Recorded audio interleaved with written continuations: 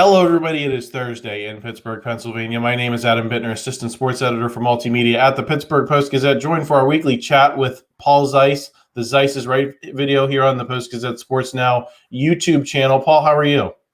I'm doing good, Adam. How are you? I am hanging in there. We are going to get into some Steelers win total talk. Are they being disrespected a little bit by Vegas? Is Vegas not impressed by what the Steelers have done? Omar Khan has done with acquiring Russell Wilson, Justin Fields, Patrick Queen. We're also going to be talking a little Penguins. Paul wrote a column off kind of a post-mortem of the end of their season, his suggestions to kind of take some bold action to get the franchise moving in the right direction. We're going to talk some Pirates. Are they being too cautious with guys like Jared Jones, Paul Skeens? And is it time to start worrying about young players who are not hitting well now that the Pirates have gotten out of that strong first week? Before we get into all of that, just want to thank our sponsor for this episode and every episode of the Zeise is Right show here on the Post-Gazette Sports Now YouTube channel. Pella Windows and Doors of Pittsburgh. There's no better place to get new windows and doors installed in your home than Pella, who can help you save on energy costs year-round. Schedule a free in-home consultation with your local Pella Windows and Doors to find the right product for your home and budget. Give them a call at 866-593-1560 to discuss your project further. That's 866-593-1560 to get started planning on your new windows and doors installation with Pella Windows and Doors of Pittsburgh. Paul, the Steelers' win total at DraftKings is currently 8.5. Obviously, that's lower than the number that they put up last season with Kenny Pickett, Mason Rudolph. They won 10 games. Before we get into how the draft could affect that, just on the merits, is the team that they have as constituted worse on paper than the team that ended last season in your mind? After all these moves that Omar Khan's drawn a lot of praise for, or do you think Vegas may be underselling them a little bit here in the early going? Well, it tells me there's probably not a lot of faith in Russell Wilson. That's where I would start. And I think one of the things that was very interesting is when they signed Russell Wilson, the win total didn't move one way or the other, really, nor did all of the odds of them to win the Super Bowl or the division or anything. So it tells me that there's not a lot of faith in Russell Wilson to be a difference maker. Are they better or are they worse right now? I mean, I would argue they're probably better because they have, a better quarterback situation than they did at the end of last year. But, I don't have a good feel for it, Adam, because I need to see what Russell Wilson looks like. If they get the Russell Wilson who, showed up in some games last year and made some of those throws that, had him teetering on being an elite player back in the day. Okay, yeah. Then I think their win total is lower than what it should be. But to me, it tells me that Vegas thinks they're a team that's going to be an 8 or 9 win team and not much more than that. Yeah, I just think it's interesting because, of all the turmoil at that position, now you maybe don't. Not just in terms of Russell Wilson. If that doesn't work out, you have a guy to turn to in Justin Fields, who I think is better than any option that the Steelers had last season. So you're right. It is not an endorsement of what they've done with Justin Fields and Russell Wilson. Let me ask you how the draft could impact that in your mind. Let's say that they do a solid job like they did last season, get 3 starters, Broderick Jones, Joey Porter Jr., Keeanu Benton were those guys last year. Let's say they duplicate that success. 3 starters, maybe another contributor or 2, a reserve that gets some time in the lineup, play some meaningful minutes. How would that impact things for you? Do you think they could push that win total to 9.5, 10.5, any higher, or do we at this time of year consistently overrate how much a draft class could impact a team, given that it's not just the Steelers picking players and getting better, it's every other team in the NFL doing the same? Yeah, I would be surprised if there was any movement really much of all, Adam, one way or the other. I mean, I think that the draft is what it is. I think people know what it is. I don't see how them drafting a tackle would really have all that much of an impact on what their win total is. I don't see how them drafting even a receiver, just because they're rookies, and I think they're kind of a wild card about how much they're going to play, how much they're going to be a part of whatever the game plan is. There's so many different variables and factors. I just think, like, I think people don't understand that, when these win totals are put together, there's a lot of different factors that are already, in place. So, absent of, a move like the Jets last year getting Aaron Rodgers, for instance, absent of that kind of move, which really clearly fully changes the profile of a team, there's just not going to be that much movement. I mean, Adam, you can have the best draft of anybody out there, and I don't know that it would change much. I mean, for instance, is it Chicago that has the first pick, right? Yeah. I mean, whatever their win total is, Vegas is already counting on them having Caleb Williams. You know what I mean? There's a pretty good idea of who the impact players are going to go to. So, yeah, I don't think it's going to matter that much. I think the Steelers are just sort of a team that has been in that purgatory middle for a lot of years. And, 8.5, 9 is right about where they're going to be. Well, in that vein, Paul, there's been conversation again this week about Brandon Aiyuk as a trade target for the Steelers. Our own Jerry Dulac is now saying in his chat that they've tried. There's been a sense from others that when push comes to shove, Omar Khan's going to be able to get that deal done. Is that the type of move that you're looking for to maybe change the profile here? Is that the only thing? Or not necessarily Brandon Aiyuk, but we've talked about Deebo Samuel, Justin Jefferson, maybe some cheaper options that require you to give up less draft capital. Is that the only move on the board that can kind of, propel this team in a different direction? Well, I mean, you're an analytics guy and you understand numbers. And I don't know what the equivalent is there a WAR equivalent in football? You know what I mean? Like, because that's really what you're talking about, Adam. Is Brandon Aiyuk worth a half a win, or a win, or what? I would think a win. I think in order to be a one, in football terms, and I'm not even sure what the analytic number. I'm sure there is one that they use to try and determine how much a player is worth. But whatever that equivalent of WAR is in football, I would be willing to bet if you're a 1 WAR player, I mean, that's like being a 10 WAR player in baseball, right?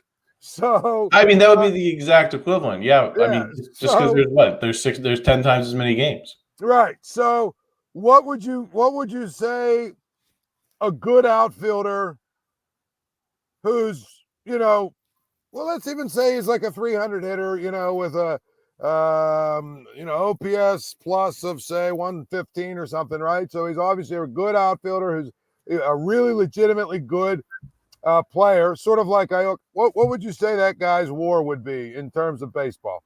4? I'd say 4, 5, 6, somewhere between 4 and 6. So if you get a 6 WAR player, that's a really good player, right? Yeah. Okay. So we're really talking about 0.6. If you think about it, right? That's what we're talking about. Like the best players, it's a 0.6. So you get Aiyuk, maybe they move it to 9, but it's not going to be much more than that. I mean, I think you have to think of it in terms of that. Yeah, I think that's a good way of expressing it. Paul, let's talk about the thing I think that matters most to people, which is, I don't think anyone actually cares how many games the Steelers win if they win a playoff game this season. Do you think that is something that if they have a solid draft, if they make a move for an Aiyuk, that you'd say that you feel they're in a better position to do what they did last season, go into Buffalo and maybe get a win against a good team like the Bills, rather than falling short and kind of playing from behind the whole way? Well, if you think about it, I think we're answering the same question as we just did. How good is Russell Wilson? If he's good, if they get and I'm not talking about Seattle Russell Wilson, but if they get a good version of Russell Wilson, better than maybe what we saw obviously 2 years ago, but better even than we saw last year, at least more consistent. Yeah, they could win a playoff game because I think, their defense should be better. And I think if you're going to tell me the problem was Matt Canada's offense, well, they've gotten rid of that. I think their offense is going to be more structured, probably is going to make more sense, probably is going to be more efficient. So, if Russell Wilson is reasonably good, they will be in position maybe to win a playoff game. And of course, matchups matter. I don't see them going into Kansas City and winning, no matter what. Could they win a playoff game at Baltimore? Yeah, probably, right? So we'll see. I mean, I think there are some teams that are good matchups for the Steelers. A couple teams that probably are tough matchups. I still think the Bills are a tough matchup, even though, their defense has gotten decimated. I still think it's a tough matchup for the Steelers because Josh Allen is just that guy. But they could beat the Bills. I mean, listen, if Rudolph doesn't throw an early interception, that game this year might have been a little different. He threw that interception in the end zone. It sort of changed the complexion of things. But to me, and this is where I probably differ from some, if they don't win a playoff game this year, they can go 17-0. They should fire Mike Tomlin. That's got to be the standard this year. Win a playoff game or we go in a different direction. And if people say, well, you better be careful what you wish for, I always say this. Well, that would be 8 years in a row without a playoff win. So, okay, if they hire a bad coach, they might go, 8 more years. I mean, the standard that we're talking about is not 2 Super Bowls in 4 years, 1 championship, 3 division titles or whatever it was in his first 5 years. We're not talking about that standard anymore, right? We're talking about replacing a guy who has not won a playoff game in 7 years. That's where the discussion has to start. Yeah, and I think the win total conversation is relevant because I think if you win more games, you get better matchups in the playoffs. You avoid those teams in that first round, in that wild card round, so that you can get to the divisional round, and then who knows what happens. I think for the Steelers, you want to avoid being that 7th team, right? You want to be 5, 6, somewhere where you're playing maybe a Miami or something like that. You and I talked a lot about that down the stretch. They kind of failed to win those games against the Patriots, Cardinals that I think would have put them in a more favorable position in that first round. I still don't know if I would consider them a favorite, but at least you get that playoff win. You get that monkey off your back. So, yeah, I think that's where these two conversations are kind of related. Paul, I want to talk some Pirates here and the struggling young players. Before we do, just want to thank Pitt Johnstown, another sponsor. To Pitt Quality Education with up-close and personal learning, a top-ranked Northeast Public College by U.S. News & World Report. Generous scholarships and financial aid are available, located on 655 picturesque acres with easy access to the city center, including shopping and dining. It's a vibrant campus life with an active D2 athlete community. Check out Pitt Johnstown today. Paul, I'm going to read off some Pirates batting averages to you. Oneil Cruz, 234. Jared Triolo, 234. Jack Suwinski, 172. Henry Davis, 173. I think it's too early to draw sweeping conclusions just from a couple of weeks in April. But these guys all have had significant struggles in kind of meeting expectations at different points in their careers. They're coming off of, 2023, where I don't think any of them impressed. Obviously, Oneil Cruz was hurt, so that was going to be difficult for him. But regardless, this is supposed to be the young core, right? These are supposed to be the guys that are going to carry this lineup when the Andrew McCutchens of the world, kind of age out. Obviously, you have Ke'Bryan Hayes, Brian Reynolds, more proven commodities, but these are the guys who are supposed to make the difference. So far, they have kind of fallen off that solid first week. What is your level of concern about them, and just in the context of Ben Cherington not having proven that he can develop these guys still? There is no evidence at all that he can develop these guys, right? I don't know how you can cut it any other way. The fact that we are sitting here, forget about all the guys we're talking about. Let's go with Henry Davis. You drafted this guy first overall, 1-1, as they say. Adam, in 4 years since he's been in the organization, can you point to one shred of evidence that they have a plan for him or had a plan for him? We're 4 years into a guy you drafted 1-1, and we're supposed to accept the fact that he's a developmental catcher, essentially. Well, he's learning. He's got to do this. He's got to prove this. Well, but last year you had him in the outfield. And then there was talk that you might move him to first base. And then there was talk, well, it doesn't matter if he can't play defense. Maybe he'll be our DH.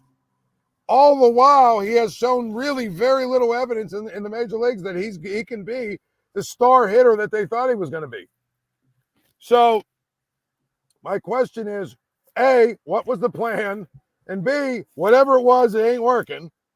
And C, how can you be this negligent or whatever you want to say with a guy you drafted 1-1? And, you hit on and touched on a bunch of the other guys. I don't get it. I don't know what the plan is. Adam, honestly, more than anybody, I have really tried to be open-minded and patient with this and say it's a 5-year plan or whatever. And at the beginning of this year, I kept saying, listen, it's coming together. I'm optimistic. Henry Davis play well. I like what they did with Rowdy Tellez, maybe, and Connor Joe at first. ONeal Cruz is going to have a monster here. Brian Hayes, whatever. But I don't know. I'm starting to think that the offense that I thought they were going to have is not reality. It's not the offense that they're going to be. And that speaks directly to Andy Haynes or whatever his name is. That speaks to him. Speaks to the minor league instructors. It speaks to the guy who puts it all together and has the overall philosophy that everyone has to follow, and that's Ben Cherington. At some point, we have to get away from this idea that, this guy's just not doing it well, or this guy's not doing it well. This guy, at some point, you point the finger to where it starts, and it's been Cherington. Yeah, I absolutely agree, Paul. And it's just, do I think ONeal Cruz is still going to be a good player? I think so. Is he going to be the player I think a lot of people see when they see, his big frame step up to the plate, the power that he has? That's the part I don't know. That's the part he has not proven. That's the part that, more importantly, the Pirates have not proven. I don't want to pile on the player when, the celebration when Ben Cherington got here was, he's one of the greatest development guys in baseball. Look what he's been doing with the Toronto Blue Jays, where he was not even in charge. He got credit for the what he did with the Blue Jays, but what did he actually do? What was his level of involvement? So I'm not so bearish that I don't think some of these guys will work out. I do. It's just, will they work out to the extent that a lot of fans, I think, have convinced themselves that they're going to see, or are they going to look like the 2013 to 15 Pirates? And I don't think that they have that upside, Paul. They might make a playoff run. They might get to 84 wins, get into the playoffs. Maybe they make some noise when they get there. But I don't think, to this point, I do not see the quality of the organization coming together the way I did in 2013 to 15. I just don't. Yeah. No. Well, here's the thing. I'm not quite there, Adam, but I am slowly but surely gravitating there. I still believe they can, maybe prove us wrong and turn this thing around a little bit. And a guy like Henry Davis, who's always hit in his entire career, figures it out. But I'm starting to get a little nervous, to say the least. I'm starting to get a little nervous. So we'll have to see what happens. But I think Henry Davis, to me, I look at what has gone on with him for 4 years, and I'm starting to just use the word malpractice in terms of how they've handled him and handled his career so far. Yeah, I don't even want to call him a bust, because a bust implies that it's his fault. I don't know that I necessarily believe that yet. I believe it's more, I assign more accountability to the Pirates for that and how they've handled him. Paul, quickly want to get into the Penguins here. You wrote a column basically suggesting it's time to blow up the core, that the contracts are holding them back. I want to agree with your premise on some level where, I think you were reacting to people saying, man, as long as they got Sidney Crosby, Evgeni Malkin, Kris Letang, they're close. They just need to get a couple of extra players in here. I I think that's maybe a little too optimistic for me. But I will also say that I don't view the contracts that those guys are playing on terribly either. I think they're commensurate with their level of production. They're underpaying Sidney Crosby. They're probably appropriately paying Evgeni Malkin, who is not making what he made early in his career. Same with Kris Letang. I guess my question is how much of the failure do you view being on them? And maybe the solution is you got to trade them to get some different talent in here, some younger guys. I get that, but do you pin the failure on them, the reason that they're here, or is it just that trading them is part of the solution? I think trading them is part of the solution. I think part of the problem that you have with that group is as long as that group is around, you're going to build your team around that group, and you're going to build a team even though that group is not what they were 5 or 6 years ago. And I think Kris Letang, for all the good things he does, he still does a lot of crazy things that hurt the team. But my point is, if you get rid of them and you remove those two, and Carlson too, you free up cap space. You also can then begin to rebuild the entire philosophy of your team. And then you can basically bring in players that fit whatever your new philosophy is. Because at the end of the day, as long as those guys are around, you're going to continue to do things the same way you're doing them. And Adam, they have not won a playoff series since they lost to the Capitals in, what was that, 17 or 18? I think it was 17, right? Or whatever year it was. They lost to the Capitals. 2018 when the Capitals won the Cup. They haven't won a playoff series since then. And now they just don't even make the playoffs. And the thing about it, Adam, is like, yeah, you're right. They're not making the $9 million or whatever it was they used to make, but you could put together those two salaries and Carlson, whatever portion of Carlson's salary you have to pay, and move on from them. Move on from Tristan Jarry, and you free up enough money that you could actually rebuild your team and get some players in here that are younger, cheaper, whatever you want to say. Use some of your younger players, your prospects, and just start the process of moving forward. You got Sidney Crosby, so you're always going to have a chance. He's good enough that he can carry it a little bit enough that you're not going to go to, 10 and 72 seasons. I think maybe you slide back to a 40-win season, or actually didn't even win 40 games this year. What am I saying? You slide back to like a 30-win season or whatever. But here's the thing, Adam, and I made this point in my column. They had 82 games, I think, last year from Crosby, 81, I think, from Malkin. Letang missed some, but he still played like 59, 60 games last year. All four of them played, I think, all 82 games this year. And you missed the playoffs both years. And this year, you actually had Tristan Jarry healthy the whole year.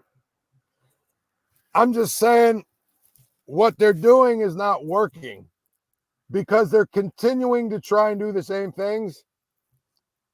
And the only reason they're trying to do the same things is because they have that core group that they're always trying to appease. And then, of course, there's the elephant in the room, and that's Mike Sullivan. I don't know another NHL coach that would have survived what he's gone through the last 5 years. No years. So, to me, and I hate it because it's a cliche, but the definition of insanity, doing the same things over and over and over and over and over again and expecting different results. Mike Sullivan may or may not be a great coach, but guess what? The last 4 years, he hasn't been. Really. The last 5 years, actually, he hasn't been a very good coach in many ways. So do we wait till he goes 7 years or 8 years? I mean, how many more times does he get to miss the playoffs and, or not win playoff series and have a team that has the same exact issues year after year after year? Power play stinks, overtime they stink, losing leads because they want to continue to play the way that they played back in like 16 and 15 when they were really young and fast and their stars were still pretty young. I mean, are we going to continue to do that? Are we going to expect Mike Sullivan to change after all these years? I just think that, you're being unrealistic with the whole thing. And I'm okay. I was okay with him, taking another shot this year, but it's over, man. They got to move on from this. Yeah, I guess a question of how long you maintain the shred. Because here's my thing, Paul. I don't believe in the NHL free agent market really at all. I think if you move on from guys you have on decent contracts, we just sit here, every summer and say, man, these contracts are ridiculous for some of these guys. I think there's no way you can allocate the dollars better in NHL free agency. But man, I could be wrong. Paul, thanks for stopping by this week. I know you got to run. Just want to tease for everyone. Paul will be joining us on the NFL Draft live stream next week. I don't think we're going to be doing the show because we're going to be doing the live streams Thursday and Friday. So make sure you're subscribed for that. We'll be at Mike's Beer Bar down on the North Shore. Come out, and see us live if you can. If not, make sure you tune in. Looking forward to that, Paul, and thanks for stopping by. All right, thanks, man. We'll talk to you. Talk to you all again next week.